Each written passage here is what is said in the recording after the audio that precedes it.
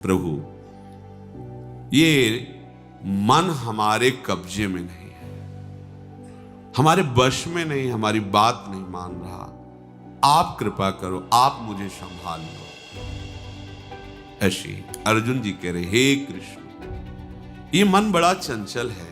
नाथ, आप कृष्ण हैं, आप सबको अपनी तरफ आकर्षित करते हैं। आकर्षण, आप कृपा करके मेरे मन को आकर्षित कर लीजिए। ये कभी विश्राम नहीं मानता। थोड़ी देर के लिए लगता है कि अमुक विषय भोग लिया, आहा, नहीं, एक भ्रम था। थोड़ी देर बाद फिर उसी का संकल्प, विकल्प, चिंतन, मनन समझाते हैं, इधर सुख नहीं है, देखो क्या मिला। फिर वही, फिर वही। कबहू मन विश्राम न मान्यो। कभी ऐसा ही नहीं बोला कि अब छक गया, बहुत हो गया। नहीं, बस नवीन चाट, नवम नवम भोगने की चाह। कैसे संभलेगा? बड़ी समस्या है। ये कभी विश्राम मानता ही नहीं, कभी थकता ही नहीं है। जब देखो तब बस चंचल होकर 5 ज्ञानेंद्रियों के साथ इसी जगत में विचरता रहता है। ये भोगना, ये सुनना, ये देखना, ये चखना। निशिदिन भ्रमत विषारी सहज सुख, जहां तहां इंद्रिन तान्यो। कबहू मन विश्राम न मान्यो। रात दिन ज्ञानेंद्रियों के साथ बस विषयों में भ्रमित होता रहता है, कभी विश्राम नहीं मानता। यद्यपि विषय संग सहयो दुषा दुख, विषम जाल अरुझान्यो। तदपि न तजत मूढ़ ममता बस, जानत हूं नहीं जान्यो। ये विषयों के संग से यद्यपि इसे बड़ा कष्ट अनुभव होता है, अपमान सहता है, निंदा सहता है, पाप का दंड भोगता है। इसी को भोगना पड़ता है, मन ही तो भोगता है। पर ये ऐसे कठिन मोह जाल में, अज्ञान में, माया के जाल में ऐसा फंस गया है कि ये मूर्ख छोड़ ही नहीं पा रहा है। बड़ी दुर्दशा है। विषयों का ये चेरा हो गया है, गुलाम हो गया है। प्रभु, इसे चाहे जितना समझाओ, ये समझकर भी बेसमझ ही रहता है। सच्ची बात है, सच्ची बात। मुख्य भगवद आश्रित होकर उनकी कृपा कोर से ही इस पर शासन किया जा सकता है। नहीं, पहली बात तो शासन करने की वृत्ति ही नहीं आ पाती। वो इतना मन में तदात्म रहता है कि जैसा मन कहता है वो समझता है मेरी मांग है, और वो उसी में लगा रहता है। कोई विवेकशील उपासक इससे हटकर देखता है कि अरे, ये तो मुझे पतन के गर्त में ले जा रहा है, तब वो शासन करने की वृत्ति ला पाता है। ये समझता इसलिए कि किसी से भी प्रश्न कर लो, अभी उत्तर दे देगा, आपको पूरा ब्रह्म बोध करा देगा, ऐसी बात करेगा। और उससे पूछो कि तुम क्यों नहीं स्वीकार कर पा रहे, ये समझ कर भी बेसमझ हो रहे। महाप्रभु हरिवंश चंद्र जी से लिखते हैं, तय बालक नहीं भर्यो शयानप, काहे कृष्ण भजत नहीं नीके। तू बालक नहीं, बहुत चतुर है। किसी से भी पूछ लो, राधे राधे, तुम कुछ शब्दों में बता दो मेरा कल्याण कैसे होगा। अगर आपको उपदेश न दे तो हमें बताना। किसी से भी गली चलते पूछ लो, सबको पता है संसार झूठा है भैया, कोई अपना नहीं है। सबको ये 2 शब्द तो किसी से भी पूछ लो, सबको ज्ञान है। तो इन 2 शब्द पे चल के दिखाओ तो महात्मा हो जाओगे। संसार झूठा है, कोई अपना नहीं है, इस पे चल दो तो महात्मा हो जाओ। लेकिन नहीं, समझ करके भी सब बेसमझ हो रहे हैं। जन्म अनेक किए नाना विधि, कर्म कीच चित शान्यो। होई न बिमल विवेक नीर बिनु, वेद पुराण बखान्यो। अनेक जन्मों में अनेक कर्म किए, और जितने कर्म किए वो सब दलदल की तरह मुझे फंसाते ही रहे, आज तक नहीं मुक्त हो पाया, फंस गया कर्म प्रपंच के दलदल में। ये विवेक से साफ हो सकता था, पर इस मन ने विवेक को स्वीकार ही नहीं किया, विवेक की आज्ञा नहीं स्वीकार की। विवेक आज्ञा कर, ऐसा मत देखो, ऐसा मत करो, ये ठीक नहीं है, आगे बढ़ जाते हैं। विवेक रूपी जल से ये लगा हुआ प्रपंच कीचड़ बिल्कुल जड़ से साफ हो जाता है। विवेक सत्संग में प्रकट होता है, बिन सत्संग विवेक ना होई, पर सत्संग को स्वीकार करो तब ना विवेक प्रकट हो। मनन करने पर विवेक प्रकाशित हो जाता है। जो श्रवण किया उसका मनन किया तो विवेक जागृत हुआ, और विवेक धारणा बनाता है। असत का त्याग कराकर सत में स्थिति प्रदान करना ये विवेक का कार्य है।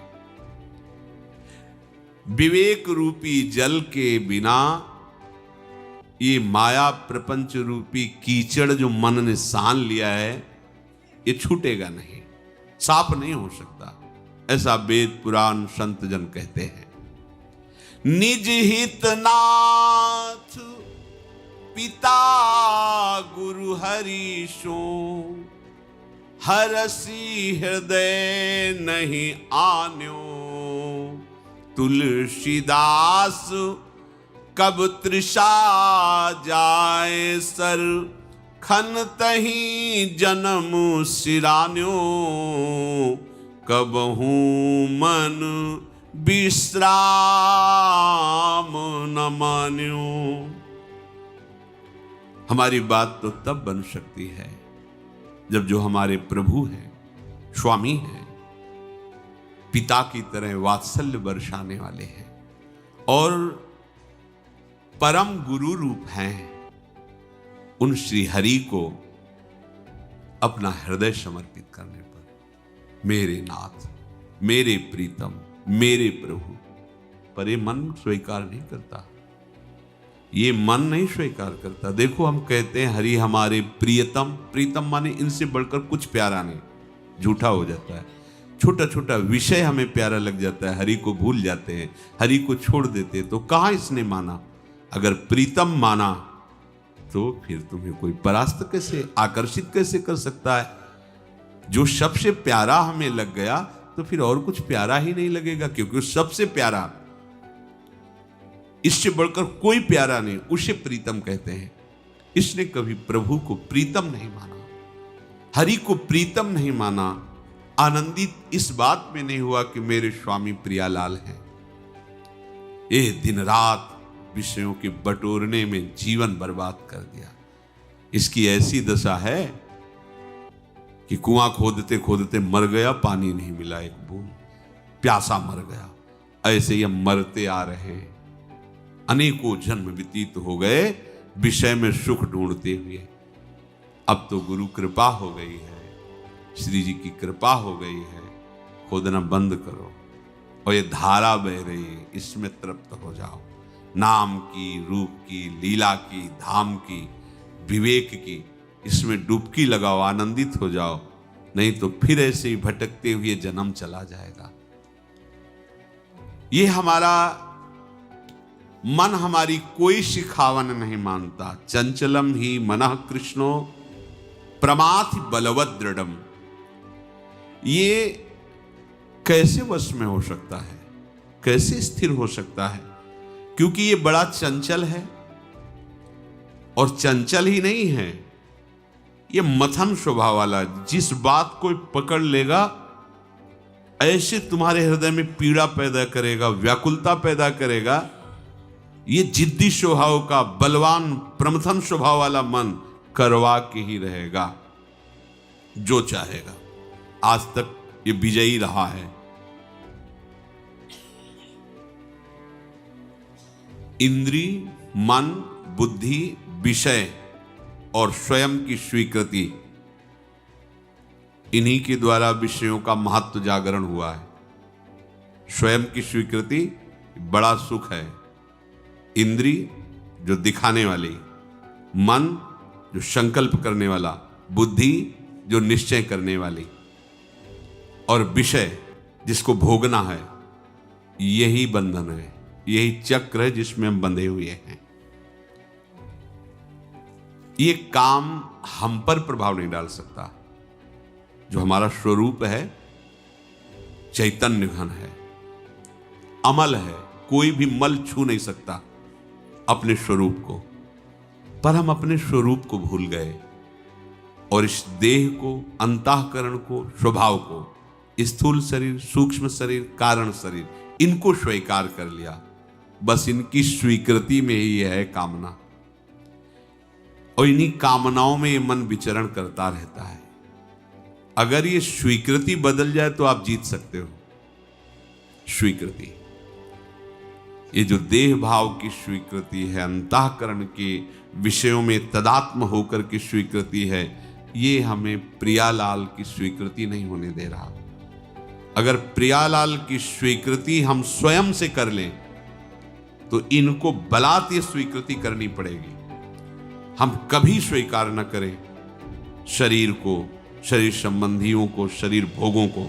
बस प्रियालाल के सिवा हमारा कोई नहीं। आप देखो, इसमें इतना पावर है, इस बात में इतनी सामर्थ्य है आध्यात्मिक कि आप एक एक बात को समझने लगे।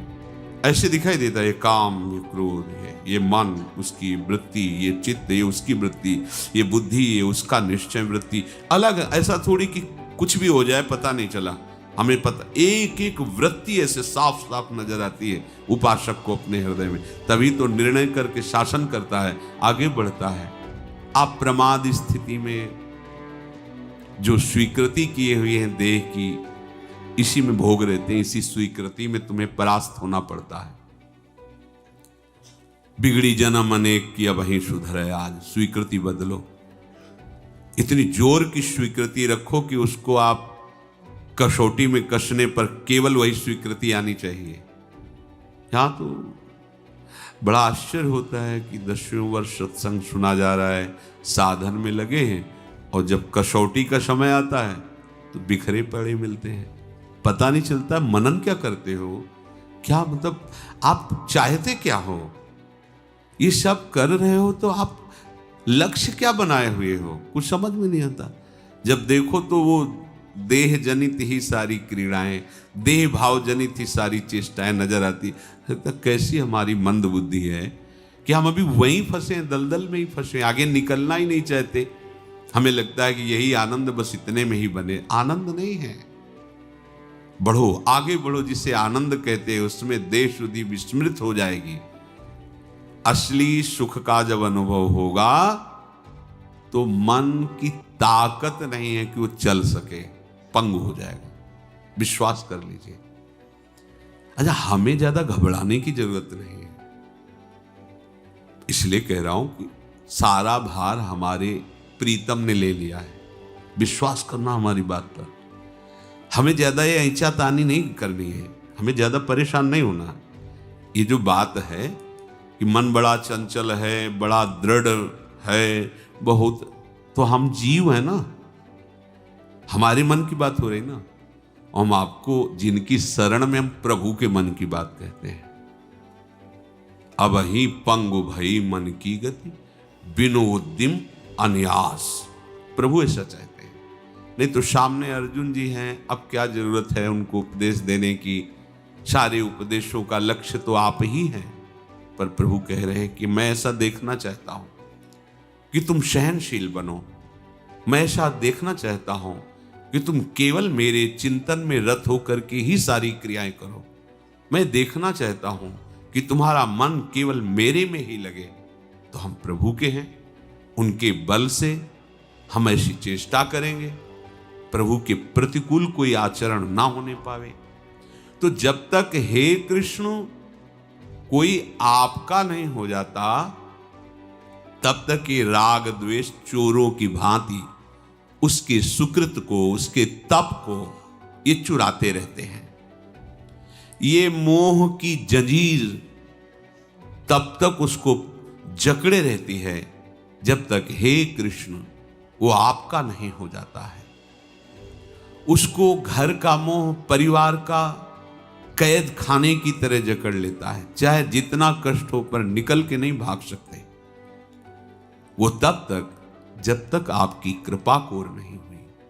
तो मूल बात, भगवत आश्रित होकर भगवत भजन करते हुए हमें राग, द्वेष, मोह, अभिमान, इन्हीं को तो मिटाना है। साधना किस बात की हुई, इन्हीं को मिटाने के लिए हो रहा है। अगर आप भगवद आदेश का पालन नहीं करेंगे तो आप रह कहाँ रहे हैं? दुखालय में। परिणाम क्या होगा? दुख। तो फिर हमें जो मनुष्य जन्म मिला सुख प्राप्ति के लिए, वो हम नहीं प्राप्त कर पाए। आप कहोगे हम सुख भोग रहे हैं, तो देव दुर्लभ मनुष्य शरीर से यदि केवल पशु पक्षियों वाले ही सुख भोग रहे हैं तो तुम्हारी महानता क्या हुई? निद्रा, भय, आहार, मैथुन, ये पूरी सृष्टि में है। सब जीव जंतु इसको, और मनुष्य शरीर को दुर्लभ हो, मानुषो देहो, तो इसकी दुर्लभता क्या है? बड़े भाग मानुष तन पावा, सुर दुर्लभ सदग्रंथन गावा। ये क्या दुर्लभता है? यही दुर्लभता है। इन विकारों को सहते हुए निरंतर भगवत चिंतन करते हुए हम प्रभु के समीप पहुंचे। यदि हम चूक करते हैं, मामुपेत्य पुनर्जन्म दुःखालयम शाश्वतम नाप्नुवन्ति महात्मानः संसिद्धि परमां गतः। ये दुःखालय है। अगर इसमें आप आनंद की खोज कर रहे हैं, कहीं नहीं मिलेगा। जैसे पुस्तकालय, औषधालय, ये अलग अलग इसीलिए है कि उसमें वही वस्तु मिलती है। इसका नाम दुःखालय है। भगवान कह रहे हैं दुःखालयम अशाश्वतम। यहां जो कुछ भी तुम देख रहे हो सब परिवर्तनशील है, प्रतिपल परिवर्तित हो रहा है। ये दुखमय है, इससे निकलने का अवसर तुम्हें दिया गया है। इसमें रमण करने का नहीं, इसमें सुख खोजने का नहीं। सीधे बोर्ड लगाया है भगवान ने, दुःखालयम, तो खरीदना है दुख। पर हम ऐसी मूढ़ता स्वीकार किए हैं कि पढ़ लेते हैं दुःखालयम और उसी में हम खोज रहे हैं सुख, उसी को मान रहे हैं हम सुख। अशाश्वतम, हम चाहते हैं निरंतर सुख मिले पर पकड़ रहे हैं नाशवान वस्तु, व्यक्ति, स्थान को। इस मूढ़ता को छोड़ो, प्रभु के होकर ऐसे सुख में पहुंचो जहां आत्यंतिक सुख है, दुख की निशानी भी नहीं है। चाहे जैसी शरीर की परिस्थिति रहे, चाहे जैसी स्थिति, अगर आप भगवत चिंतन में भगवत आश्रित हैं तो आप आनंदित रहेंगे। आप देखना, हम भगवत चिंतन छोड़कर देह चिंतन में लग जाते हैं, विषय चिंतन में लग जाते हैं। ये भारी समस्या है जिसको आप देख नहीं रहे हो। बार बार शास्त्र, सद्गुरुदेव और संत जनों के उपदेश से भी, समझाने पर भी हम इस बात को पकड़ नहीं पा रहे। हम संसार के किसी व्यक्ति, वस्तु, स्थान का राग पूर्वक चिंतन या द्वेष पूर्वक चिंतन, इसमें हम अपना अमूल्य समय नष्ट कर रहे हैं, अमूल्य समय। इसलिए सावधान हो जाओ। आनंद में प्रभु के साथ होने का अवसर मिला हुआ है। हमें पूरी चेष्टा लगा करके, जितनी हमें प्रभु ने सामर्थ्य दी, हमें भजन को संभालना है। आगे की बात प्रभु संभालेंगे, वो सर्व सामर्थ्यशाली। वो कह रहे हैं योगक्षेमम वहाम्य, हम प्राप्ति की रक्षा और अप्राप्ति की प्राप्ति कराने का वो स्वयं वादा कर रहे हैं। योगक्षेमम वहाम्य, हम, हमारा कर्तव्य चिंतन करना, निरंतर चिंतन करना।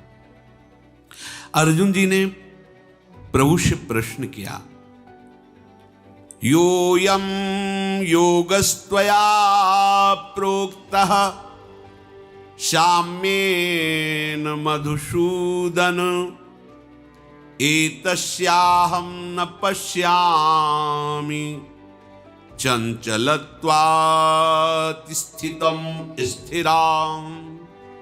प्रभु, हे मधुसूदन, आपने ये जो उपदेश किया, क्षमता का उपदेश किया, भगवत चिंतन का उपदेश किया, समर्पण का उपदेश किया, कर्मयोग का, ध्यान योग का, ये जो उपदेश किया